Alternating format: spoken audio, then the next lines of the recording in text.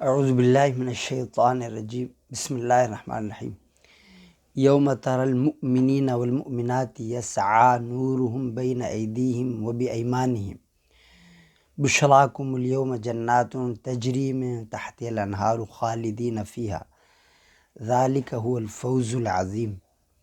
اس سورہ حدید کی آیت نمبر 12 سے 15 تک ان آیت میں حق شانوں نے قیامت کا ذکر فرمایا اور وہاں نور کا ذکر فرمایا۔ نور تقسیم کیا جائے گا ایمان والے مردوں کو، مومن عورتوں کو، تو شروع میں منافقین کو بھی دے دیا جائے گا۔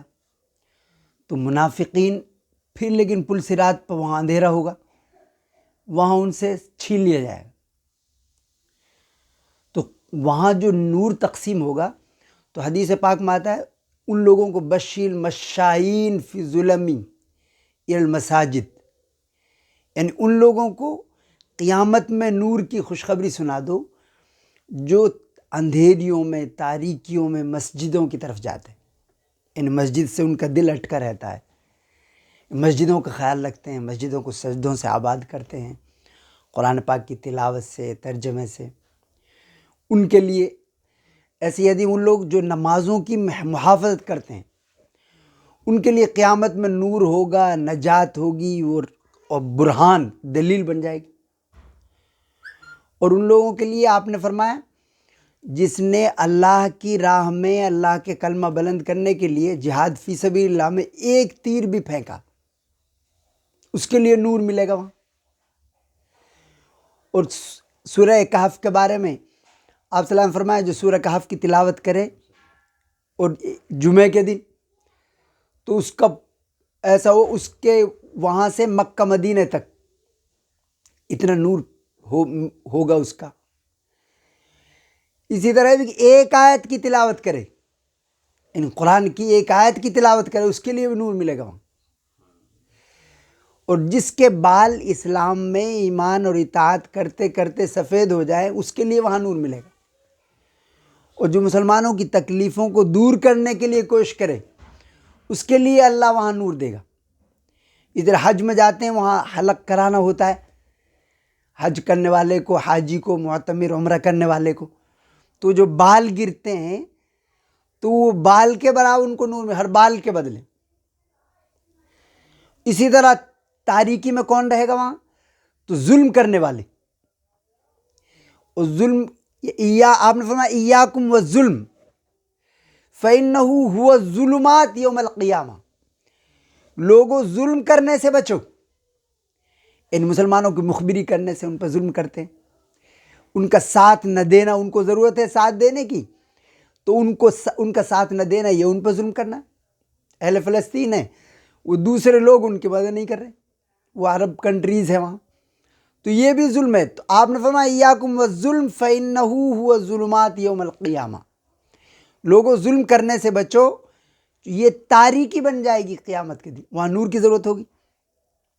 تو آیت شریفہ میں اقتا شانوں نے نور کی تقسیم ہوگی اور ایسی بولتی تصویر کھینچی یوم تری المؤمنین، یعنی جس دن آپ دیکھیں گے ایمان والوں کو، مسلمانوں کو، مسلمان عورتوں کو، یسعی نورہم بین ایدیہم، ان کا نور ان کے سامنے چل رہا ہوگا، وہ بھی ایمانہم، اور ان کے دائیں طرف، بشراکم الیوم، تمہیں خوشخبری ہو، فرشتے ان سے کہیں گے تمہیں خوشخبری ہو، الیوم آج، جنات تجری من تحت انہار، ایسے باغات کی جن کے نیچے نہریں جاری ہیں، خالدین فیہا، یعنی یہ نعمتیں اور پھر ہمیشہ کی نعمت، ان میں ہمیشہ رہیں گے۔ ذالک هو الفوز العظیم، اور یہی سب سے بڑی کامیابی۔ دوسری جگہ اللہ نے فرمایا جسے فمن زحزح عن النار، جسے آگ سے بچا لیا گیا، وادخل الجنہ، اور جنت میں اسے داخلہ مل گیا، فقد فاز، وہی کامیاب۔ تو اصل کامیابی وہ ہے وَإِنَّ الدَّارَ الْآخِرَةَ لَهِيَ الْحَيَوَانُ، یعنی آخرت کی زندگی اصل زندگی ہے۔ اس کو فرمایا ذَلِكَ هُوَ الْفَوْزُ الْعَظِيمُ، یوم یقول المنافقون والمنافقات، اس دن منافقین اور منافق عورتیں کہیں گی للذین آمنوا ایمان والوں سے انظرونا، یہاں وہ کیا کرتے منافق لوگ اسے یعنی اپنے فائدے کے لیے وہ زبان سے کہتے کہ بھئی ہم بھی مسلمان ہیں، لیکن دل سے وہ نہیں مانتے تھے، اسلام کو سچا نہیں مانتے تھے، شک کرتے تھے، یعنی کفر میں، جہالت میں، شک میں، حیرت میں پڑے رہے۔ یہاں تو حق تعالیٰ یہاں کیا دھوکہ دیتے تھے، ان المنافقین یخادعون اللہ، منافقین کیا کرتے ہیں، وہ اللہ کو، مسلمانوں کو دھوکہ دیتے ہیں، وَهُوَ خَادِعُهُمْ، حالانکہ اصل یہ ہے کہ اللہ تعالیٰ ان کو ان کے دھوکے کا، ان کے فریب کاریوں کا، ان کی سازشوں کا وہاں ان کو بدلہ دے گا۔ وہ خادعهم وَإِذَا قَامُوا إِلَى الصَّلَاةِ قَامُوا كُسَالَىٰ، اور جب وہ نماز کے لیے کھڑے ہوتے قاموا کسالہ، تو سستی کے ساتھ، بے دلی کے ساتھ، بجھے ہوئے دل سے، وَلَا يَذْكُرُونَ اللَّهَ إِلَّا قَلِيلًا، اور اللہ کا بہت کم نام لیتے۔ تو وہ وہاں کہیں گے، ان کو بھی وہاں نور دے دیا جائے گا، لیکن جہاں اندھیرا ہوگا پل صراط پر گزرنے سے پہلے تقسیم ہوگا، تو وہاں ان کا نور چھن جائے گا۔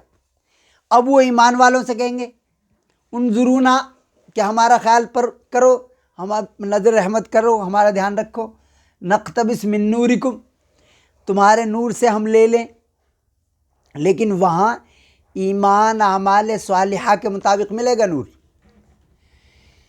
تو حدیث میں آتا ہے بعض لوگوں کو ان کا جو نور ہوگا پہاڑ کے برابر ہوگا، کسی کا کھجور کے درخت کے برابر، کسی کا انسانی قامت کے برابر، اور جو سب سے گنہگار کمتر مومن ہوگا اس کا انگوٹھے پہ ہوگا، جو کبھی جلے گا کبھی بجھ جائے گا۔ اور وہاں نور سے ایسا نہیں، یہاں کی روشنی سے تو دوسرا فائدہ اٹھا لیتا، وہاں دوسرا فائدہ نہیں اٹھا سکتا، ایسے جیسے میری آنکھ سے نابینا فائدہ نہیں اٹھا سکتا، اسی کو فائدہ ہوگا۔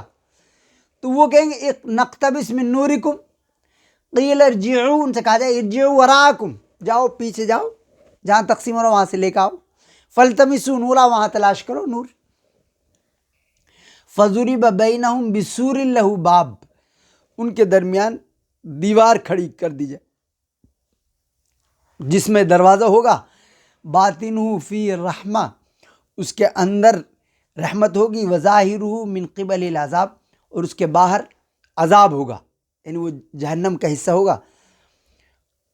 سورہ اعراف میں اللہ نے فرمایا ان کے درمیان ایک دیوار حائل ہو جائے گی، وعلی الاعراف رجال یعرفون بینہما حجاب، وہ اعراف میں دیکھیں گے ایسے لوگوں جن کو پہچان رہے ہوں گے، وہ ان سے مانگیں گے، کھان پان مانگیں گے، وہ منع کر دیں گے کہ اللہ نے تو یہ سب حرام کر دیا ہے تمہارے لیے۔ ینادونہم، وہ ان کو پکاریں گے، الم نکم معکم، کہ ہم تمہارے ساتھ نہیں تھے۔ یہاں تو منافقین شادی بیاہ ساتھ میں رہتے ہیں، سب کچھ کرتے ہیں اور اپنا آپ کو پکا مسلمان ظاہر کرتے ہیں، وہاں وہ کہتے تھے کیا ہم تمہارے ساتھ نہیں تھے دنیا میں؟ قالوا بلا، تو ایمان والے کہیں کیوں نہیں؟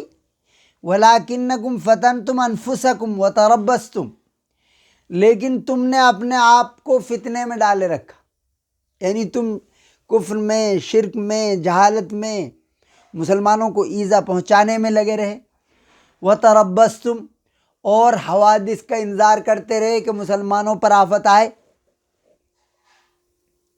وَارْتَبْتُمْ، اور شک میں پڑے رہے۔ تو شک والارتیاب من الکفر، یعنی ایمانیات میں شک کرنا، صحیح صریح احادیث میں، فرائض میں، واجبہ، ان میں شک کرنا، یہ بھی کفر کی برانچ، والارتیاب من الکفر۔ سورہ حجرات میں اللہ تعالیٰ فرماتے ہیں انما المؤمنون الذین آمنوا باللہ ورسولہ ثم لم یرتابوا، یعنی حقیقی ایمان والے تو وہ ہیں جو اللہ پر، اللہ کی ذات صفات پر، الوہیت پر، ربوبیت پر ایمان لائے، اللہ کے رسول صلی اللہ علیہ وسلم پر ایمان لائے، ثم لم یرتابوا، پھر شک میں نہیں پڑے۔ تو شک میں پڑنا یہ نفاق کی علامت ہے۔ تو انہوں نے فرمایا تم شک کرتے، وارتبتم وغرتکم الامانی، اور خواہشات، نفسانی خواہشات نے تمہیں دھوکے میں ڈالے رکھا، کیا آج کر لیں گے، فرائض کل سے شروع کر دیں گے، یہ خیر کا کام بعد میں کر لیں گے، ابھی تو جوانی ہے. بہت سے کیا کرتے ہیں کہ داڑھی بعد میں رکھ لیں گے، خیر کے کام میں تاخیر کرتے ہیں، گناہوں کے کام میں تاخیر نہیں کرتے کہ یہ خیر کا کام جب کر لیں گے اتنے میں موت جو ہے گلا دبا دیتی ہے. وغرتکم الامانی، اور تمہیں خواہشات نے دھوکے میں ڈالے رکھا.